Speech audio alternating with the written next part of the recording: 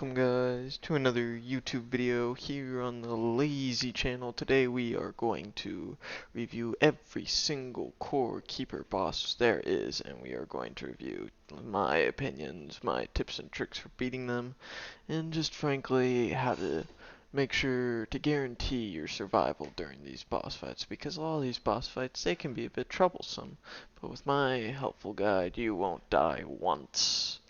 So anyways, I say we just start right away with the very first boss.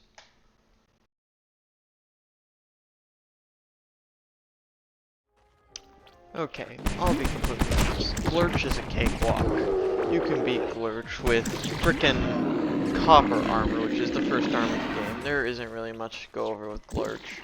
Get some decent armor, get a ranged weapon, get a melee weapon, and you can wipe the floor with him. Enough said, really, to be fair. Alright, so Gorm is the big worm thing that runs around the map in a very circular tunnel. He's a little bit stronger than Glurch, but not too much stronger. I think you could still beat Gorm with copper armor. But the main thing you want to use with Gorm is a ranged weapon, because once you anger Gorm, he'll just run in a circle a little. He might target you, but really, he's not too hard to put down either. Just be a bit smart, and ranged weapons are preferable with Gorm, that is.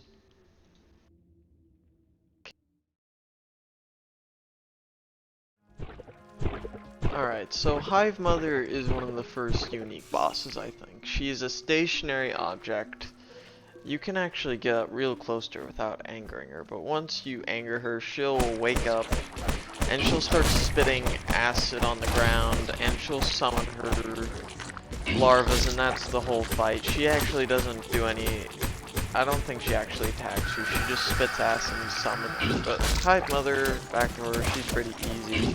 You're going to want a good hoe to clear the slime from the ground, and you're going to want a melee weapon. Hive Mother doesn't really mean much. You're going to want a strong melee weapon to defeat her.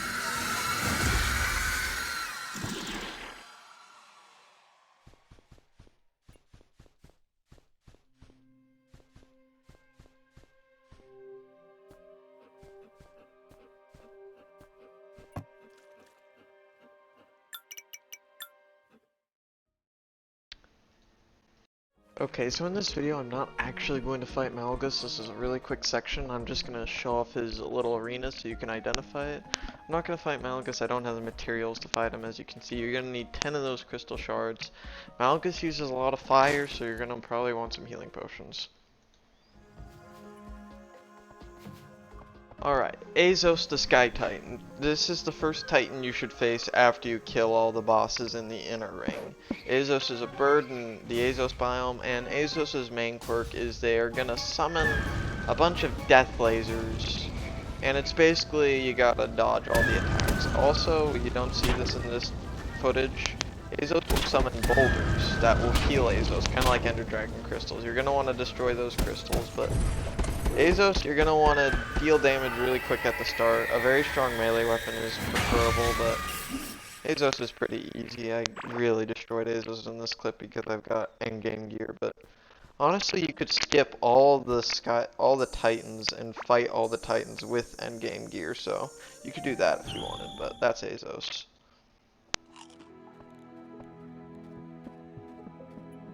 Amaroth the Sea Titan is the next boss, and he's in the Sunken Sea, obviously. This is the first boat battle. There's 2 boat battles. We'll get to the other boat battle later. But this is Amaroth. To summon Amaroth, you're going to need to fish with a very special item that you get from the hologram boys that you get. So Amaroth, his main quirk is he's going to summon tentacles and tornadoes around you.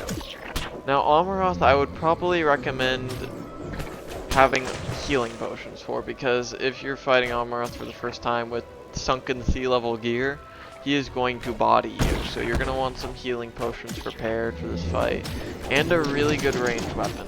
I would also recommend probably getting the speedboat, but you don't need the speedboat, you could use the normal boat, but do not under any circumstance fight Amaroth with bridges. It's just not going to work. The tentacles are going to spawn up and they're going to destroy the bridges.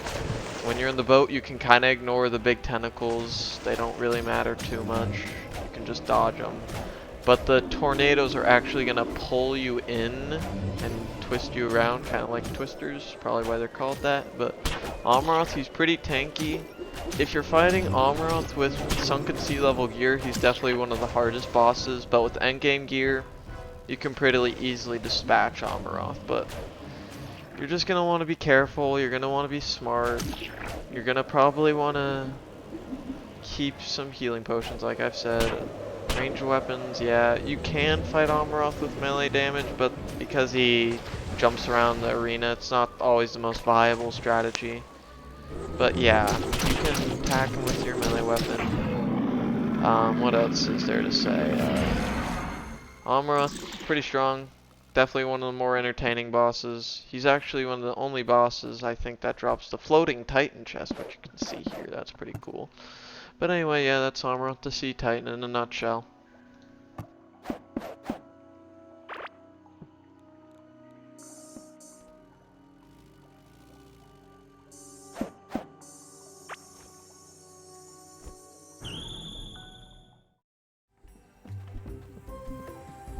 Alright, our next one is Rokar the Sand Titan. To fight him, you're gonna need an item called a Thumper, and you can craft this in the boss summoning thing. It's the hologram machine thing. But anyway, Rokar, he's a giant beetle. Now, Rokar, he's going to be using these desert rings to hurt you. He's also gonna slide around the arena, like kind of like a Bowser move in Mario, where he's invincible at that point. He's also going to summon beetles and these weird triangle things. These triangles are the biggest threat. They're going to do a lot of damage. They do have heat-seeking capabilities. They will track you down. But Rokar himself, he isn't that bad. He's pretty beefy with a lot of health. He's gonna keep sliding around the map, so the best way to do this is kind of just keep dealing the damage and avoid all of his attacks. It's much better to avoid his attacks than to tank the hits, because if you tank every single hit, it's going to wear you down if you're at desert level items, because Amaroth, he can really humble you if you're not careful. Of course, it's good to always have a pet for all these boss battles. I'd personally recommend the canine pet because it's basically like having a second player there who's attacking. You can see my dog is constantly biting it while I'm kind of dodging it sometimes. It's one of the best things to have is the canine pet, which is just perfect for the scenario because like you're trying to dodge the attacks, so you're still doing damage, but yeah, he's really good. Once you get Amaroth to a certain level, he'll turn red along with a bunch of other bosses. They do the same thing, but Rokar is the first one I'm going to bring this up with. I think I've been saying Amaroth this whole time when I was supposed to be saying Rokar. But Rokar, he's the Desert Titan, he's Sand Titan, he'll drop some pretty decent stuff. And yeah, that's Rokar in a nutshell. Next boss.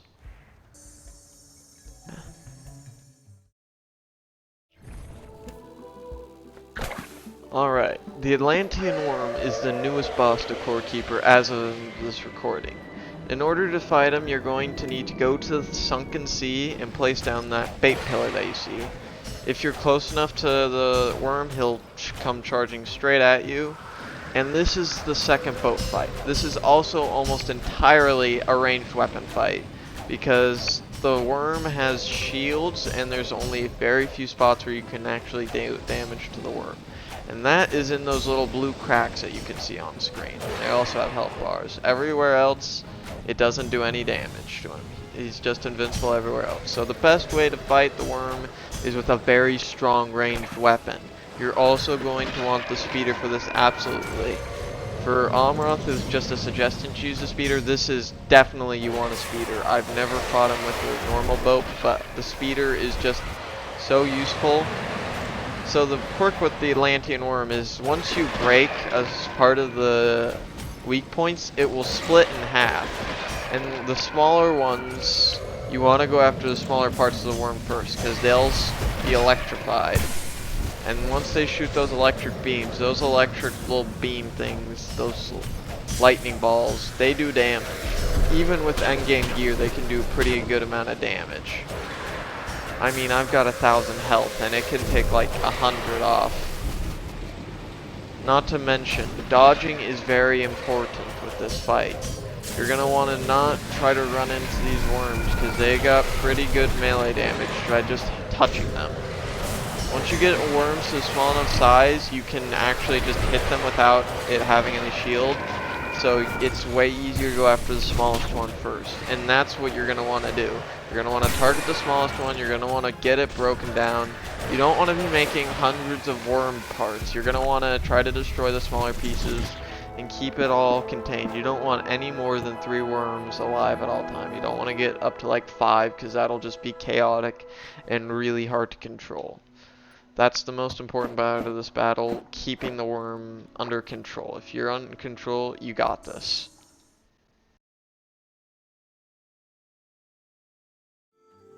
Alright, time for the first slime boss after Glurch. Our first one is Ivy, and to fight Ivy, you're gonna first need to find her in Azos, and to fight her again, you're gonna need this slime summoning idol. Now, Ivy is just like Glurch, but she drops poisonous slime. All the ground slime around is poisonous and will give you negative effects. So you're going to want to not step in it. There are rings and necklaces to counteract these poisonous effects, but honestly, if you got like maybe sunken sea level gear, you can pretty easily tank the poison. I would mostly recommend dodging bosses, but with the slimes, you can pretty easily tank the ground slime that gives negative effects. All the slime bosses, other than Glurch, gives negative effects. Glurch just slows you down, which isn't really that hard, but Ivy is pretty easy. She isn't even nearly as strong as Azos, and Azos is pretty simple, but yeah, Ivy, be careful, don't be stupid. It's pretty, and you'll be able to win pretty easily, but she's just the first slime boss. We still got 2 more slime bosses after her to fight, and they are a bit more annoying than Ivy.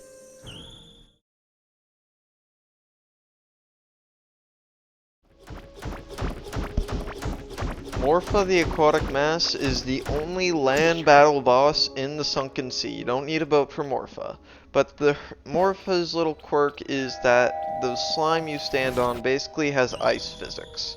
Morpha is also much stronger than Ivy, has more health, does more damage, and their secondary ability, they can spit bubbles that also give you the ice physics effect, the slippery effect. So Morpha, I would recommend being a bit more careful with, there's not really a good weapon for Morpha. You can use either melee or range and do pretty good. If you get the Titan Souls, that's really good for, especially against Morpha. It's very effective. Getting Amarant's Soul, Azos' Soul, Ralkar's Soul, they all give you special power-ups, and these things do the big damage against Morpha. It is very powerful against her. One exploit you can use with slimes is you can stand on the very border of their arena and just shoot them with a melee weapon, and they'll charge you and then they'll walk back to their center. So that's one really good strategy to counter slimes if you don't have the strength to take them head on. But I would always recommend having the strength to take a boss head on. It's never smart to fight a boss that you're not ready for, because that's just a great way to get yourself killed.